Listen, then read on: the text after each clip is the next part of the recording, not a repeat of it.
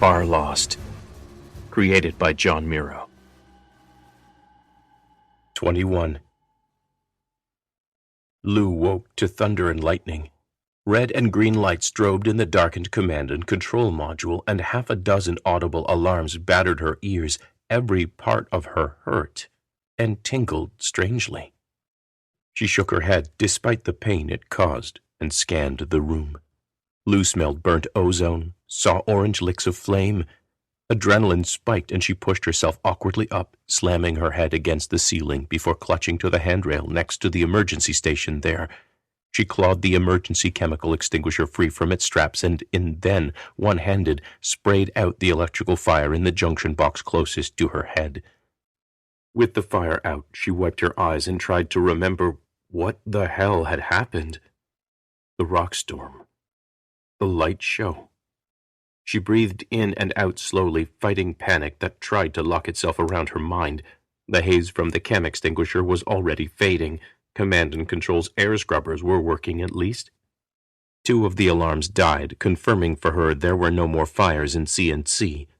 Her head was full of sawdust. She must have blacked out for a moment after. Did they really go FTL? Her eyes narrowed, tracking disconnected memories. She'd had a dream about Dwyer. What had he said? Something about lights. The light show. Beecham's force field. She eyeballed the room. First Officer Villanueva floated at his station. So did Nav Officer Okoro. Both were unconscious. She swam across to Rose at the sticks, felt her strong pulse, and gave her a shake. "Dad," she slurred out, and her eyes opened. She saw Lou and did a double-take. "Chief?" the navigator began to say, then stopped herself. Her eyes clouded with memories rushing back as she looked up at Lou. "Commander." Lou nodded to herself and moved on, once Rose had turned her attentions to her workstation. Arnel Villanueva was already opening his eyes before Lou reached him. "All sections, report!" His voice came from the ceiling as she floated to his side, gently touching his shoulder. "Emergency condition throughout the ship. All sections, report status. All sections, report in by any means." Silence and static filled the bridge for long seconds. Villanueva shook his head at her. "No response, Commander. Systems aren't logging receipt of signal by any section, but those rocks played hell with us. It's just as likely a signal problem as—" He swallowed, and Lou could tell by his face his memories were clicking together. She nodded. "Stay on it first." He sketched a military salute at Lou, and she carried on. "Good to go, Commander," Taggart called out hoarsely before she even got close. He hadn't even turned around before answering her, but somehow knew she was there. As she floated by, slapping him on the shoulder, she saw his eyes were bugged out, veins and tendons in his strong neck bulging. Taggart looking shaken was a first that she could recall, but after this day she couldn't blame him. Beecham's red skin was flushed even darker with blood, and he was gibbering. "What do the alarms mean? We're dead, aren't we? Oh, why does dead mean I spend the rest of eternity with you people? Where's my poker game with Einstein and Hawking?" "We're not dead," Rose shouted at Beecham. "Commander, power reserves are critical. On the good news side of things, I've been able to trip a wireless relay down the spine of the ship. 80% of HHL-6 is reporting depressurization alerts." "Shit, if that's your idea of good news," Beecham choked out, his voice shrill. Lou nodded her chin at the nav officer to continue. With a swallow, Rose did. "I've tricked the airlocks on each level to ping back and confirm life support is functioning, amazingly. Emergency foam and inflation systems repressurized routes to all sections, but—" a shadow passed over her face. "The storm cellars are running their own electrical, so I can't tell if they're still—" Burkov panted woozily from the door to the duty cabin. "First things first, sweetheart. Send the SOS. Let them know I'm still alive." "Take a seat, Mr. Vice President," Villanueva growled, "for your own safety." Burkov looked at him funny, with a flash of anger Lou suspected came from Arnell's tone, more suited to a civilian or underling than a company veep, but he shakily coasted to the closest empty chair and strapped himself in. Arnell was looking over at Taggart again. The big man's head was cocked as if straining to hear something. "Taggart, what is it?" he asked. Taggart flinched, then looked back.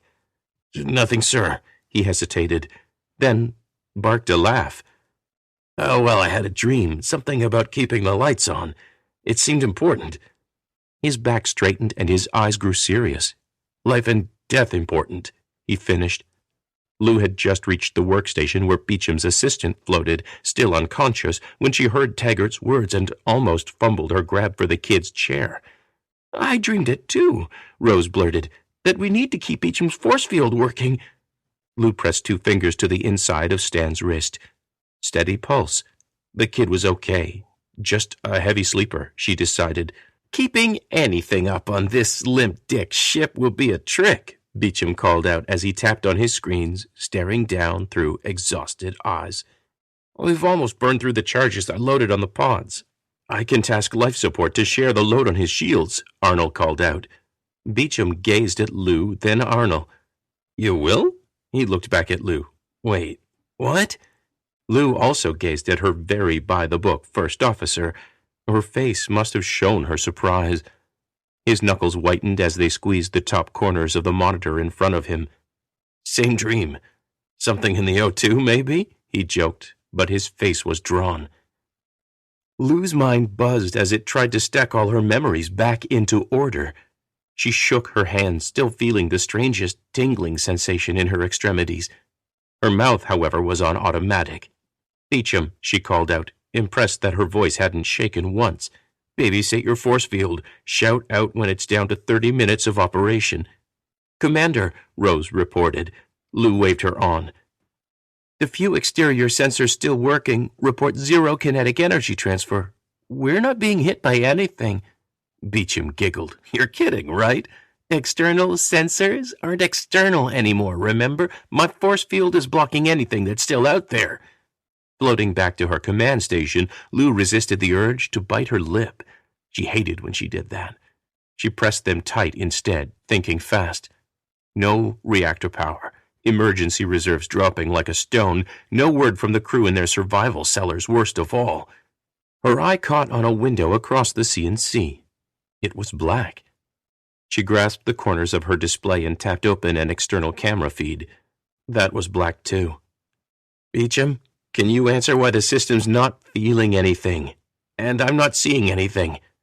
"Think I was gonna risk my ass going FTL without every kind of padding I could get?" Beecham snapped. He tapped the screen again.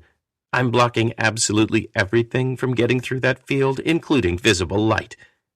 He ran a finger down his large angular nose as his eyes tracked columns of data on his monitors. Drain is awful low, considering, but something's rubbing up against it. Something out there is tickling the field. Could be friction from regular levels of space debris, or background radiation maybe, or a dozen other maybes, but it doesn't look like enough to hurt us. "Keep the lights on," Taggart said. "Chief, Commander, give him what he needs to power his shields. We have to." Lou raised her eyebrows, surprised by the security officer's words. "Commander," Rose called. Lou waved her on. "At the rate his pods are consuming energy, taking from life support battery reserves probably won't even buy us an hour before they're drained too." "What?" VP Burkov asked, incredulous. "6 is rated for weeks of emergency power. We don't even know if we can get the reactors back, and you want to throw all that into his energy shield?" Burkov shook his head. "Just because a couple of you were spooked by a dream? Screw that. I like breathing. Beecham, I'm ordering you to shut Lightshow down." "No!" cried several voices. Lou realized one of the voices had been her own. Beecham looked up, surprised and wary. "Okay, I took a little nap back there. Want to tell me what I missed?" "Don't let the lights go out," Arnell said softly. Lou looked over. His face was haunted.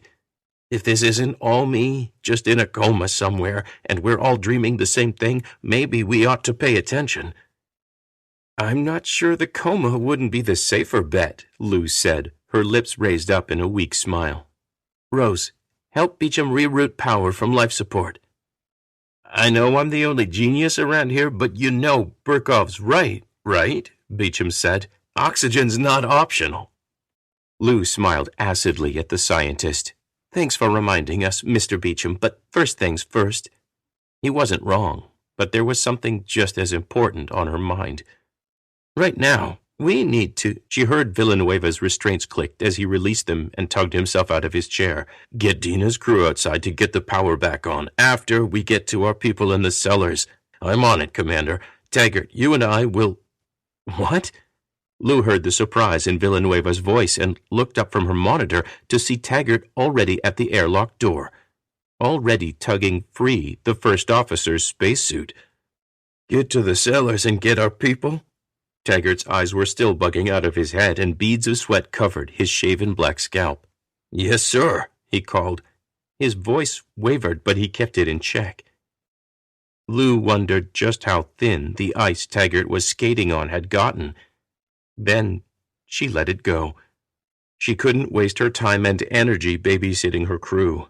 Taggart still passed her gut check, and if her officers couldn't do their jobs, well, everyone aboard was dead already.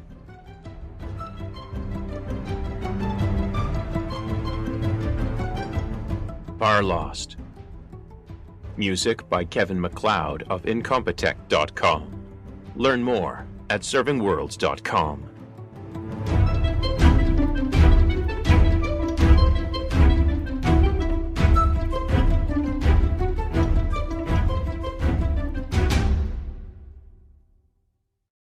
Hi, this is John Miro. If you're enjoying Farlost, please consider visiting patreon.com, patreon.com/servingworlds, and lend your support. Be a patron of my fiction. Thank you.